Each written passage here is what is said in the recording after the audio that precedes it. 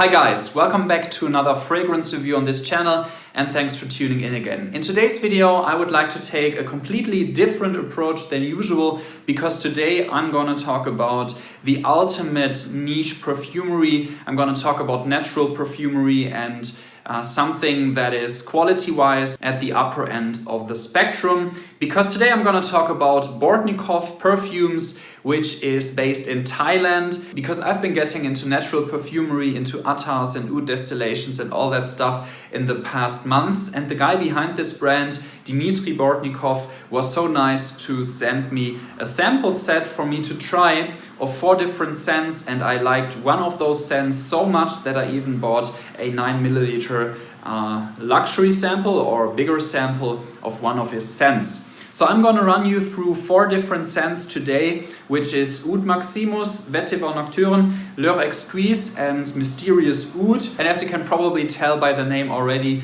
those fragrances, or to be exact, 3 of those fragrances are based around oud, and one of those fragrances is based around sandalwood and a little bit of oud. That's because Dmitry Bortnikov is actually an oud distiller, meaning that he owns a second company together with a business associate of his, where he distills oud or agarwood and sells those distillations. And from this, he has developed his perfume brand called Bortnikov. So the first fragrance I would like to present to you is called Oud Maximus. This is dedicated to his son Maxim, and it works with top notes of bergamot, sweet orange, pink pepper, jasmine, sambac and cardamom, with heart notes of rose de mai, Himalayan rose, Indian rose, hybrid rose, attar, gulab, magnolia, frangipani, clove and tonka bean, and with base notes of Indian oud, oud root strat, oud purple kochang from Feel Oud, which is his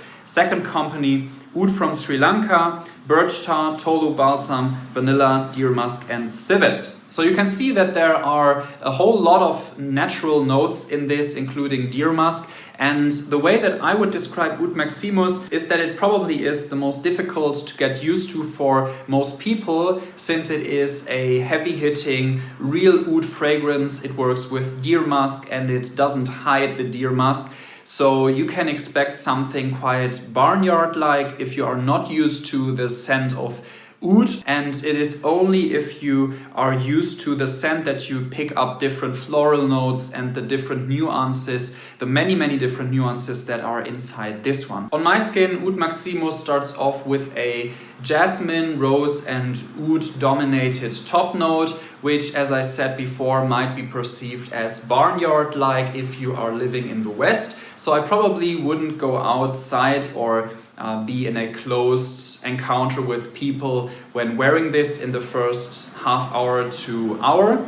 And after that it slowly develops to a floral and balsamic, but still very woodsy heart and base notes. I also think that the deer musk in this one can be picked up quite easily throughout the whole development of the scent. It's not super hard hitting like with Arish Ledore's Russian musk, for example, but it has its similarities to that scent.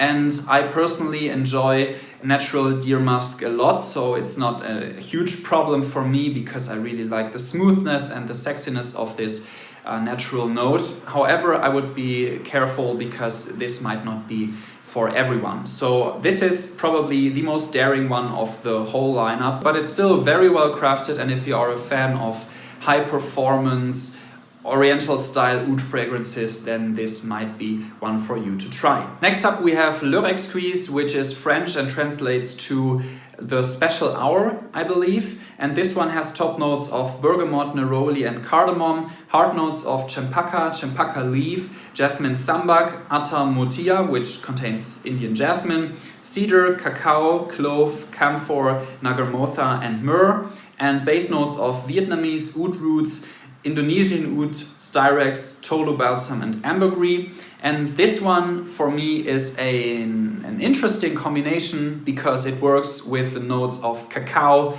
and oud. So for me, especially in the beginning, the cacao and oud combination is dominant, which is a very interesting combination that I haven't smelled before in any other perfume, and I think it's super interesting and super creative and artistic. In the dry down, this slowly develops into a floral, piney combination of cedar and oud, meaning that there still is a quite dominant oud note present throughout the whole development of the scent, but you also get cedar, and overall it's a woodsy, floral, piney and spicy scent. Before we get to my absolute favorite scent from Bortnikov, I would still like to talk about Mysterious Oud a little bit. Unfortunately, I do not have the note breakdown for this ready, but I can tell you that it's more of a smoky, very oudy and slightly barnyard type oud.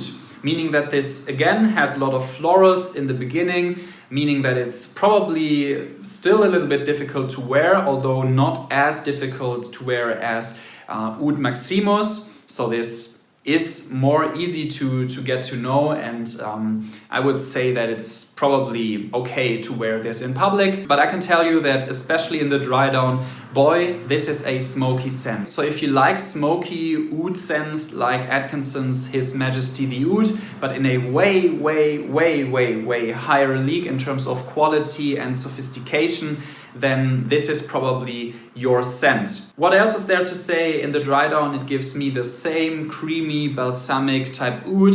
I would say that maybe there even is a little bit of sandalwood in this, because it's really very creamy and balsamic, and the dry down is absolutely beautiful. However, my favorite Bortnikov scent is actually Vetiver Nocturne.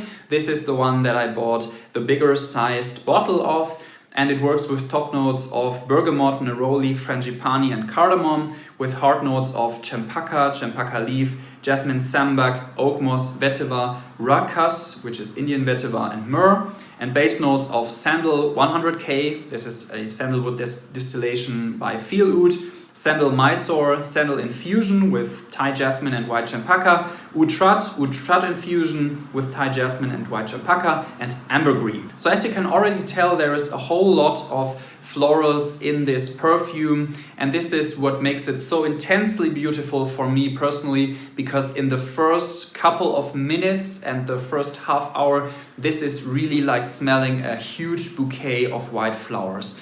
And it's so immensely realistic and beautiful that I immediately decided to buy it, because it's just a very, very well-crafted scent. So if you spray this, you are greeted with this huge amount of floral notes, and then almost immediately you're also hit by a creamy and woodsy sandalwood and probably also oud combination. I feel that the oud gets more present during the dry down, so if this dries down, the floral notes retract and the oud and sandalwood and also vetiver get to the top, which is also why I would say that this is not a feminine leaning scent, although it has that strong floral opening with white flowers, which are typically not perceived as being overly masculine, and on the other hand has a huge and dark and strong woodsy base, which makes it kind of in between, so it's really quite a unisex scent. Since this is called Vetiver Nocturne, you would expect that the vetiver note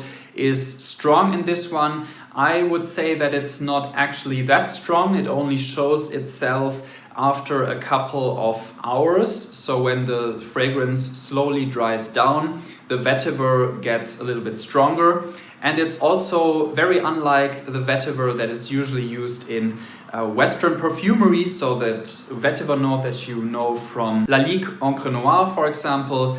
It's nothing like that. It's way more natural, it's way more grassy and green, and it's interesting to smell this because you get a whiff of what actual vetiver smells like. So there is really nothing more to say about this except that it's an awesome piece of perfumery, and I can't wait until this is empty so I can get myself the full bottle with the metal plate and all that stuff. And overall, I enjoyed those scents very much. Anyways, guys, I hope that you enjoyed this video, even though it was probably a little bit far out for 90% of my viewers. I will, however, link all necessary information about Bortnikov in the description box down below. Please check it out if your interest has been spiked a little bit by my video. And if you like this video, please leave me a thumbs up, subscribe to this channel if you are new, and leave me your feedback in the comment section down below. I will see you guys next time. Thanks for watching and bye bye.